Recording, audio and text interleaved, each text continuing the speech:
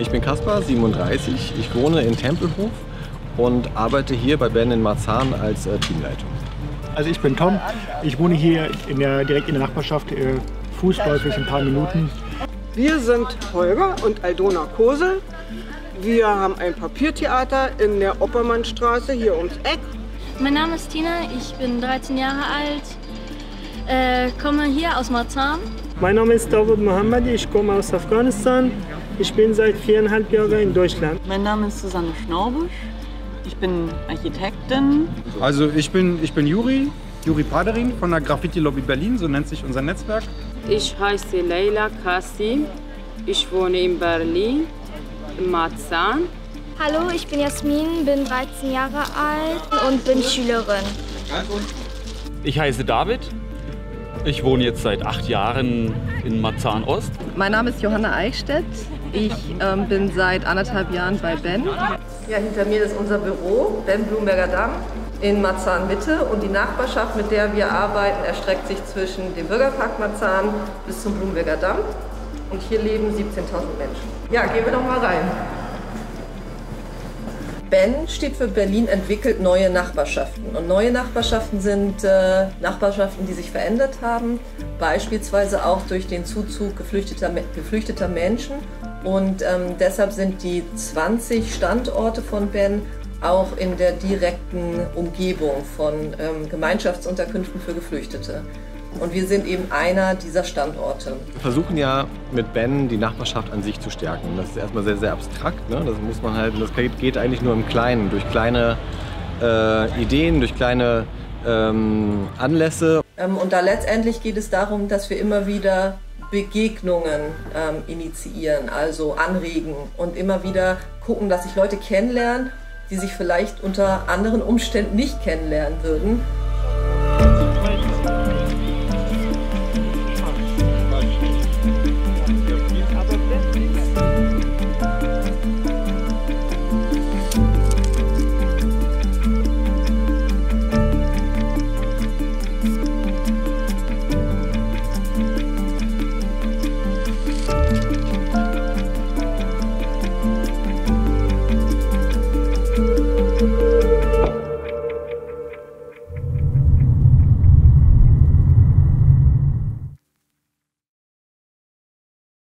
Marzahner Spätlese ist ein Veranstaltungsformat, was draußen stattfindet, wo Nachbarinnen und Nachbarn einander vorlesen. Und zwar nicht irgendwelche Sachen, sondern ihre selbstgeschriebenen Geschichten.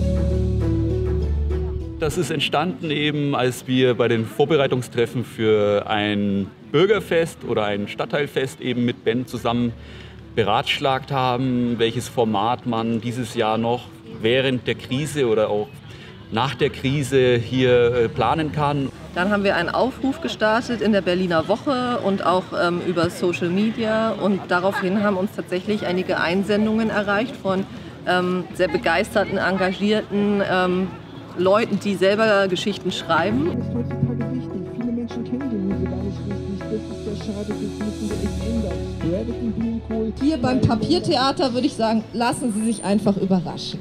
Da darf ich jetzt aufrufen zur nächsten Runde. Viel Spaß.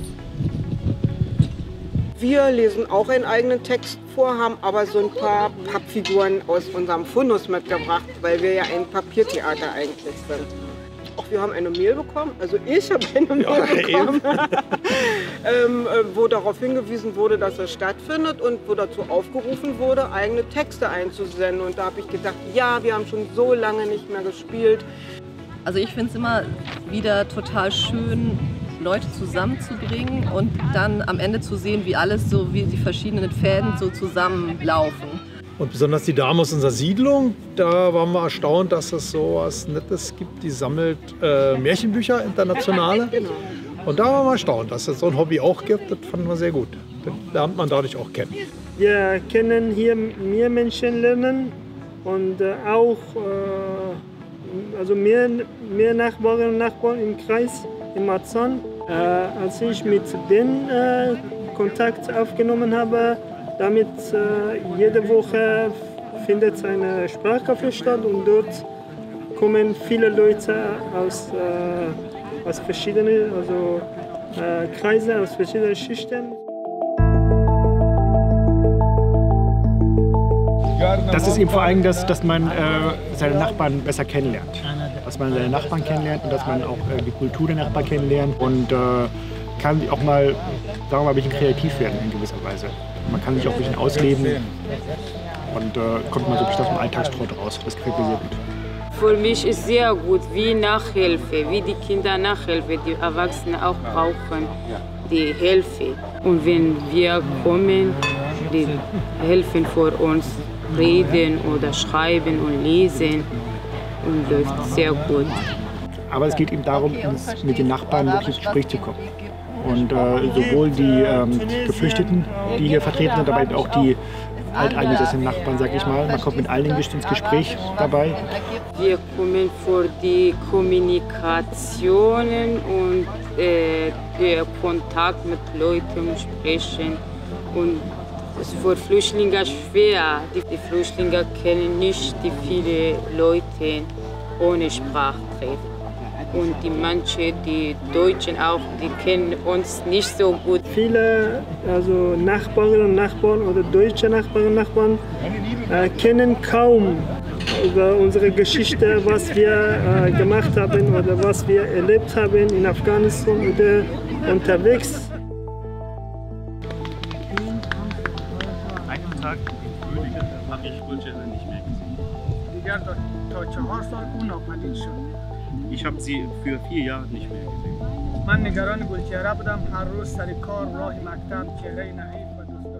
Wenn man sich nicht kennt, dann hat man Vorurteile. Also aus Vorurteilen entstehen dann sozusagen Probleme. Wenn man sich allerdings sozusagen trifft, miteinander spricht, in Dialog kommt, dann baut man durch diesen Dialog Vorurteile ab. Und dadurch entsteht auch was viel Besseres, Kreativität nämlich. Hallo, wie geht's? Ich habe gut gemalt. Da hinten.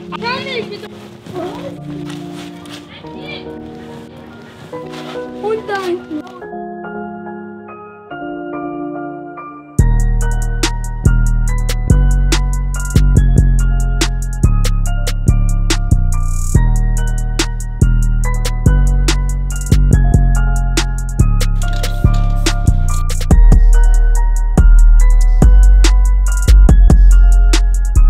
Vor einer Woche ungefähr haben wir uns im Anna Landsberg, genau, da haben wir uns getroffen. Letztens hatten wir dann so Vorschläge gemacht.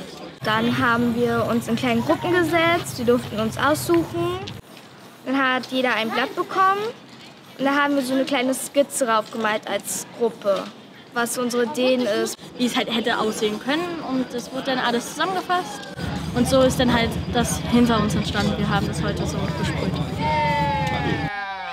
Es war jetzt so eine Gelegenheit, wo dieser neue Platz hier so entstanden ist, auch die Jugendlichen vor Ort noch mal ein bisschen besser zusammenzubringen und vor allem auch den Jugendlichen eine Möglichkeit zu geben, sich hier zu verwirklichen. Deswegen versuchen wir halt immer sozusagen so eine Möglichkeit zu finden, wo wir mit den Leuten, die hier in der Stadt leben tatsächlich und hier immer wieder vorbeigehen, sozusagen die Stadt mitgestalten. Wir hoffen, dass dieses Graffiti hier noch lange bestehen bleibt und dass es einfach auch lange so ein Zeichen dafür ist, dass Jugendliche sich hier einbringen können und ihre eigenen Ideen und Figuren oder Sätze, die sie so im Kopf haben, hier in die Nachbarschaft bringen können.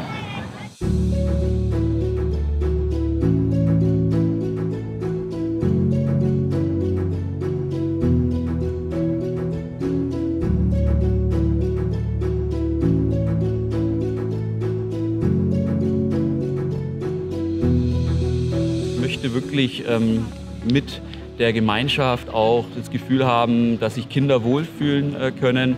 Und es ist für mich wichtig, dass Kinder in einer Gesellschaft aufwachsen, wo Menschen merken, dass sie miteinander reden können und einfach auch offen miteinander umgehen können. Man braucht einfach irgendwo meines Erachtens das Gefühl, dass man von Menschen umgeben ist, die ein ganz normales Leben führen, die Spaß haben, die sich austauschen, die sich treffen, die einfach auch ihren Interessen irgendwo Raum verschaffen und den anderen Menschen die Chance geben, sie zu verstehen. Natürlich nicht. Empört sich der kleine Klaus. Hauptsache mein widerlicher Namensvetter. Aber irgendwie schweißt das doch zusammen und macht auch so einen Kiez bunter und heimlicher. Diese kleinen Momente, wo Leute dann sich gegenseitig unterstützen oder miteinander was aufbauen oder sich kennenlernen und irgendwie sich sympathisch finden. Und das würden sie wahrscheinlich vielleicht nicht ohne uns organisieren, aber die Hoffnung ist schon, dass das halt auch ohne uns dann weitergehen kann. Also wir haben hier keine Profis, haben wir keine Autoren eingeladen, sondern tatsächlich Nachbarinnen und Nachbarn wie du und ich, die hier vorlesen. Und da übernehmen wir immer einen Part, aber die anderen, die in dieser Gruppe sind, die das freiwillig machen oder ehrenamtlich auch machen, die übernehmen auch sehr viel und ohne die würde es überhaupt nicht gehen.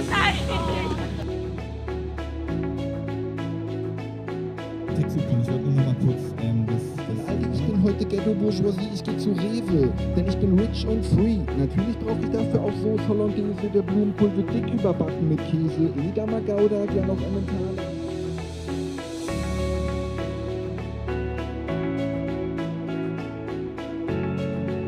We stay together, just one bite of you and I feel new power. Kiss me. Das war sehr schön bei euch, vielen Dank. Vielen Dank. Und ein ganz besonderes Dankeschön geht natürlich an die Leute, die heute vorgelesen haben. Nicht irgendetwas, sondern ihre eigenen selbstgeschriebenen Geschichten, die sich getraut haben, einfach rauszugehen, ohne dass sie wussten, wer hierher kommt, was die Leute machen und sagen und überhaupt. Ich finde das unglaublich mutig und ich finde es toll, dass Sie das gemacht haben. Vielen, vielen, vielen Dank dafür. Kommen Sie bitte einmal nach vorne. Bin auf beiden Seiten. Ich möchte mich auch nochmal, das Papiertheater habe ich ja jetzt auch schon ein paar Mal genannt. Es ist wirklich aber schön, dass ihr da wart. Und ich möchte mich auch nochmal besonders bei den Paradiesgärten bedanken, Susanne, weil ihr habt uns wirklich tatkräftig unterstützt.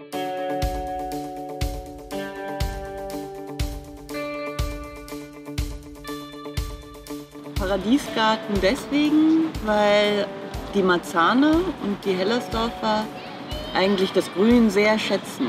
Da handelt es sich um 3 kleine Gärten, die in Marzahn und in Hellersdorf an 3 Standorten entstehen, die in ihrer Idee sozusagen hatten, dass die Nachbarschaft mittels der Paradiesgärten mit der neuen Nachbarschaft, also den Geflüchteten, zusammenkommen.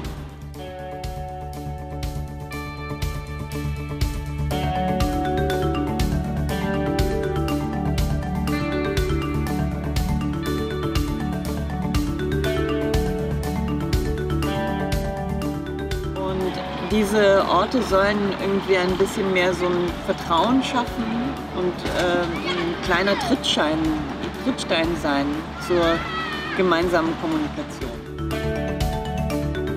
Wir wissen, dass Jugendliche es ganz gerne nutzen.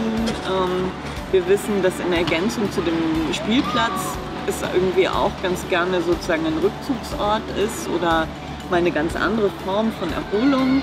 Und dass auch Kids kommen und sagen, ah, was kann ich denn heute irgendwie naschen? Ja, finde ich irgendwie ist schon total schön.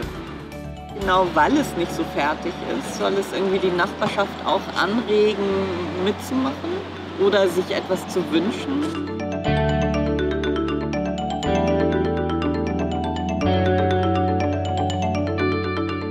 Und ich muss auch sagen, dass ich die Initiativen von Ben sehr schätze und merke auch, dass das sehr wichtig ist, dass die hier tätig sind. Denn von alleine, das kann man sich ja auch gut vorstellen, wenn man irgendwie im 11. Stock von so einem Elfgeschosser wohnt und da hinten irgendwo ist irgendwie so eine Fläche, dann braucht es schon einfach verschiedenste Formen der Ansprache, um ein nachbarschaftliches Gefühl zu bekommen. Wenn man selber in der Nachbarschaft was initiieren möchte, dann kann man das natürlich selber mit seinen Bekannten und Nachbarn machen, kann aber auch gerne zu uns, zu Ben kommen. Und wir gucken dann, welche Möglichkeiten wir haben, das auch zu fördern. Genau, und unsere Aufgabe als Ben-Team ist es dann eben, das Ganze zu koordinieren, die Ideen aufzugreifen, die von den Nachbarinnen und Nachbarn kommen, zu schauen, auch ist das realistisch und sie zu unterstützen darin, diese Ideen auch umzusetzen. In der Regel ist es ziemlich unkompliziert, weil wir als Bandteam ja genau dafür da sind, dass wir sowas unterstützen. Das heißt, eigentlich reicht es tatsächlich mit uns einfach mal Kontakt aufzunehmen und das mit uns durchzusprechen und die nächsten Schritte machen wir dann auch gemeinsam. Weil es dadurch, glaube ich, ganz viele Sachen ermöglicht und zu viel mehr Zusammenhalt führt als zu Ausschluss. Es wäre was Schönes, wenn man einen Nachbar oder Nachbarin hat, weil dann kann man immer so fragen, ob man, hast du vielleicht Eier oder so oder Zucker? Wenn mal was passiert, man kann nicht wissen, genau, zu wem kann ich gehen, der mir fragen, der mir hilft. Der kann genauso zu mir kommen, wo ich helfen kann. Das ist einfach ein schönes Lebensgefühl. Genau. Wenn wir brauchen Hilfe, zum Beispiel wir rufen die Nachbarschaft. Und wenn sie oder er haben Zeit, trotzdem er kommt zu uns. Ich wünsche mir, dass die Nachbarn insgesamt etwas neugieriger werden, dass sie sich mehr zutrauen, sich auch mal hinzusetzen und ins Gespräch kommen. Ich finde, das muss noch stärker werden. Harmonischer. Ja, also einfach entgegenkommen. Und dann, wenn du entgegenkommst, dann sieht der andere, ey, der kommt mir entgegen, dann komme ich dem doch auch entgegen. Und es gibt so ein Sprichwort, das heißt, ein Kind braucht ein ganzes Dorf für seine Sozialisierung. Und da stimme ich zu. Ich finde, dass muss mehr Veranstaltungen stattfinden, damit die alle Nachbarn und Nachbarn hier mehr einander kennenlernen, glaube ich. Ja. Und dadurch kann man dann auch die Idee von Ben eigentlich gut leben, dass man Nachbarschaft ein Stück weit neu erfindet und dafür neue Leute gewinnt, neue Menschen gewinnt. Auch ein schönes Erlebnis, so zu wissen, das habe ich gemacht, das mögen vielleicht die Leute aus dieser Nachbarschaft. Ich glaube, ob man sich wohlfühlt in seiner Haut, in seiner Lebenssituation, das hat ja auch ganz viel damit zu tun, wie eigentlich der Wohnort, der Lebensort ist. Und da spielt Nachbarschaft einfach eine große Rolle. Nicht nur, aber Nachbarschaft ist ja sicherlich eines der wichtigsten Elemente. So, die muss einfach stimmen und da muss man sich wohlfühlen. Und das wollen wir fördern.